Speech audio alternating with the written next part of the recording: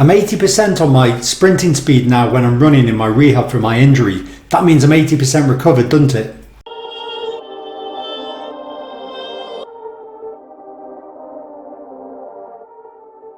So is this true? It would make sense that if you could run at 80% maximum speed, you would assume that you were 80% recovered. And therefore, if that say took you, 8 weeks to get to 80%, then it would be 10 weeks to be at 100%. But is this an extrapolation too far? So there was some research done here where they looked at just into this kind of area, and they were looking at the difference in load that occurred in the hamstrings based on 80% and 100%. And it wasn't as correlated as you may think.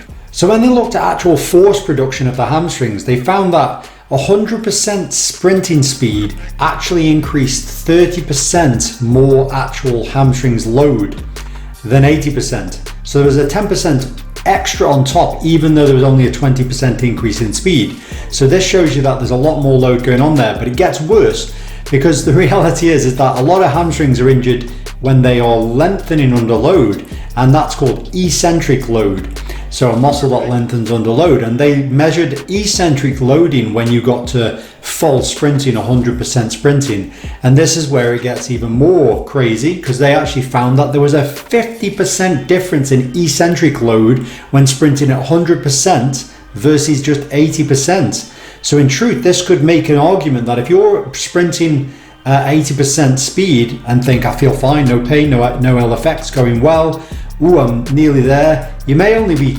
halfway there. And this shows you there's more work to be done. So don't just assume that because you're at 80% in what you can physically do, that actually you're 80% in your actual recovery time. So your recovery may then seem to slow down at this point, but it may actually be that it isn't slowing down at all. It's just that there's a lot more to come and a lot more load progression to take. So it's quite interesting again to just look at what the research finds on this exact subject.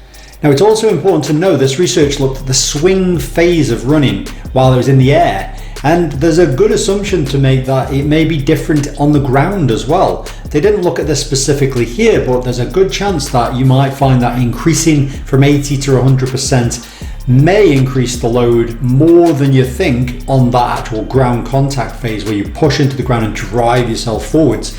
But this looked at swing phase. But it's really interesting nonetheless, and it just shows you don't always know exactly where you're at in terms of your rehab process. So anyway, that's it for this video, and I'll see you next time.